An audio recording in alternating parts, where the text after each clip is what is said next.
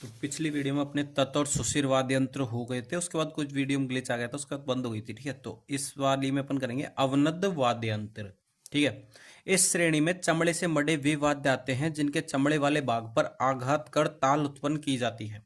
मृदंग ताल वाद्य यंत्रों में सर्वाधिक महत्वपूर्ण वाद्य है। इसे बीजा, सुपारी, वट आदि वृक्षों की लकड़ी को खोखला करके बनाया जाता है। इसका एक मुंह सकड़ा एवं दूसरा मुंह चौड़ा होता है। दोनों मुंह को बकरों की खाल से मढ़ा जाता है।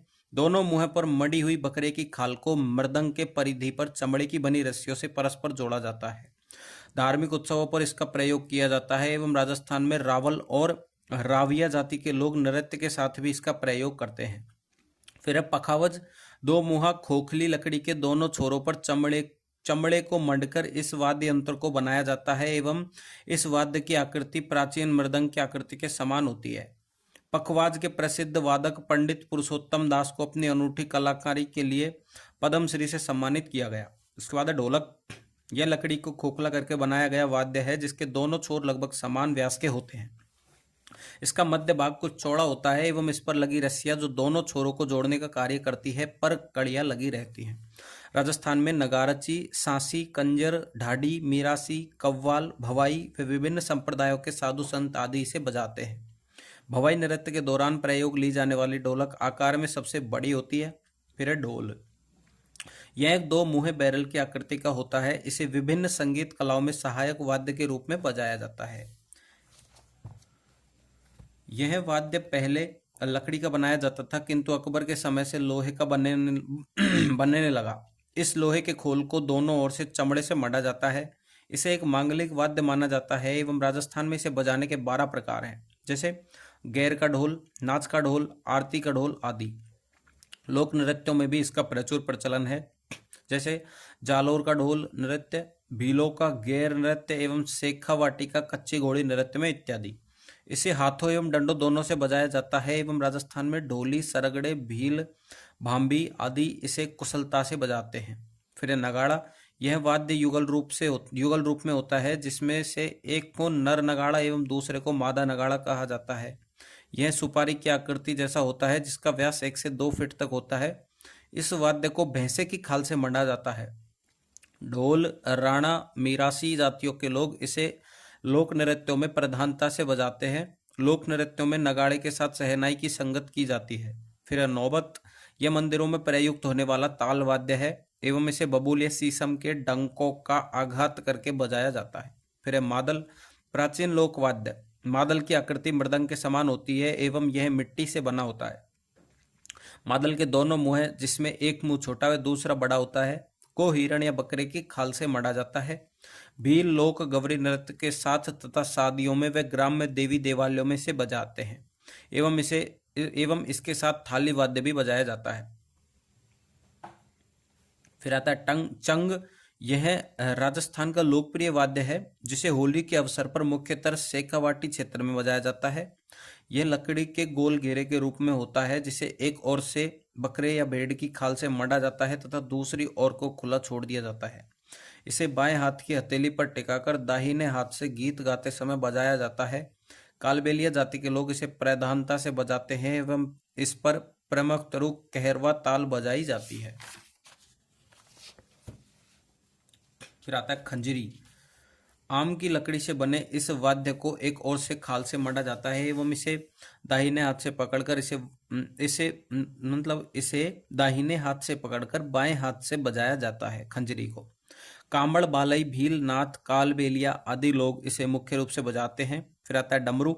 यह दो मुहा छोटे बैरल की आकृति का होता है जिसके दोनों मुंह पर चमड़ा मढ़ा जाता है एवं बीच के पतले हिस्से में चमड़े की 2 डोरियां बंधी होती है जिनके सिरे पर घुंघरू या मोती लगे होते हैं। इसे बजाने के लिए बीच से पकड़कर हिलाना पड़ता है। फिर आता है डेरू। यह डमरू का बड़ा रूप है एवं आम की लकड़ी का बना होता है। इसे बाएं हाथ से पकड़कर दाहिने हाथ द्वारा लकड़ी की डंडी से आघात कर बजाया जाता है। आमतौर पर इसके संगत में थाली व कांसे का कटोरा भी बजाया जाता है। फिर आता है ढाक। यह वाद्य डेरूनुमा किंतु उससे आकार में बड़ा होता है। इस वाद्य को विभिन्न अवसरों पर व त्योहारों पर गुर्जर जाति के लोगों द्वारा दोनों पैरों पर रखकर बजाया जाता है। फिर आता है डफ। यह लोहे के बने गोल घेरे पर खाल मढ़कर बना वाद्य है जिसे एक हाथ द्वारा डंडे की सहायता से आघात कर बजाया जाता है। इसी वाद्य का छोटा रूप डफली होता है। फिर आता है पाबूजी के माटे।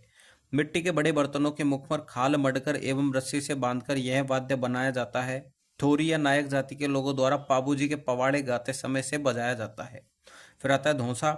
इसे आम की लकड़ी से बने घेरे पर भैंसे की खाल मढ़कर बनाया जाता है एवं लकड़ी के मोटे डंडों की सहायता से बजाया जाता है। उसके बाद आता है ताशा। यह लोहे या मिट्टी के छापते कटोरों पर बकरे की खाल मढ़कर बनाया जाता है एवं गले में लटकाकर दो पतली डंडियों से बजाया जाता है। यह वाद्य मुस्लिम समुदाय में अधिक प्रचलित है। फिर आता है दमामा। यह कड़ाई के आकार का लोहे का बहुत बड़ा नगाड़ा है जो भैंसे की खाल से मढ़ा जाता है। इसे दो बड़े व भारी डंडों से बजाया जाता है। इसे मुख्य रूप से युद्ध के वाद्यों के साथ बजाया जाता है। उसके बाद आता है घेरा। अष्टभुजाकार आकृति वाले इस वाद्य के एक और चमड़ा मढ़ा जाता है। लकड़ी के डंडे के ऊपरी भाग पर कपड़ा लपेटकर इसे बजाया जाता है।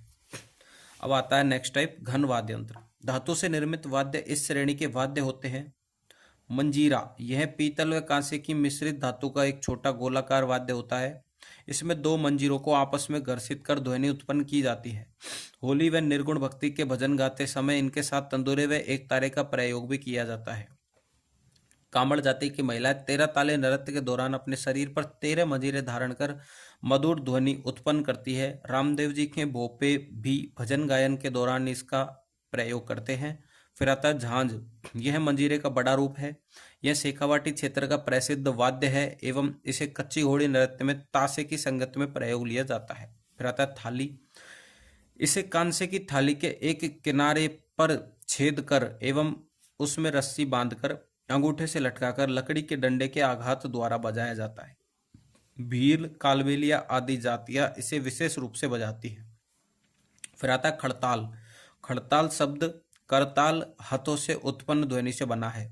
इस वाद्य में दो लकड़ी की टुकड़ों में बीच में पीतक की छोटी छोटी तस्तरियां लगी रहती हैं जो कि लकड़ी के टुकड़ों के परस्पर टकराने से मधुर स्वर व ध्वनि उत्पन्न करती हैं।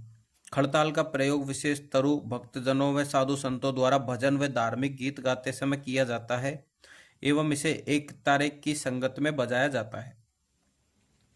बाड़मेर क्षेत्र के प्रसिद्ध कलाकार सद्दीक खां खड़ताल बजाने में दक्ष हैं एवं इन्हें खड़ताल का जादूगर कहा जाता है। फिर आता है चिमटा। यह लोहे की दो पतली पट्टिकाओं से मिलकर बना होता है एवं इन पट्टिकाओं के बीच लोहे की गोल गोल छोटी पत्तियां लगी होती है। फिर इसे बाएं हाथ में पकड़कर दाएं हाथ की अंगुलियों से भजन कीर्तन के समय बजाया जाता है।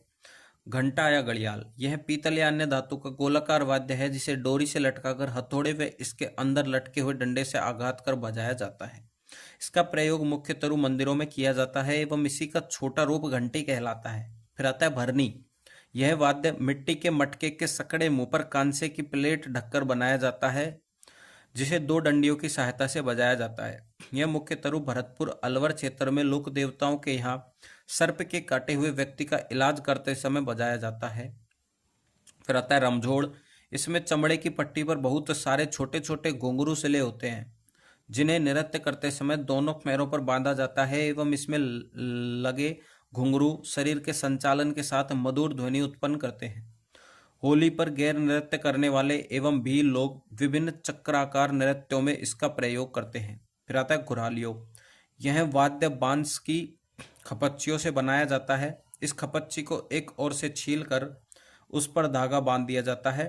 इसे दांतों के बीच दबाकर धागे को ढील व तनाव देकर बजाया जाता है। ठीक है, तो अपने वाद्य यंत्र हो चुके कंप्लीट। नेक्स्ट जो टॉपिक अपन करेंगे वो करेंगे राजस्थान की प्रथाएं एवं रीति रिवाज। ठीक है, तो चैनल को सब्सक्राइब करना, वीडियो को शेयर करना, लाइक भी करना।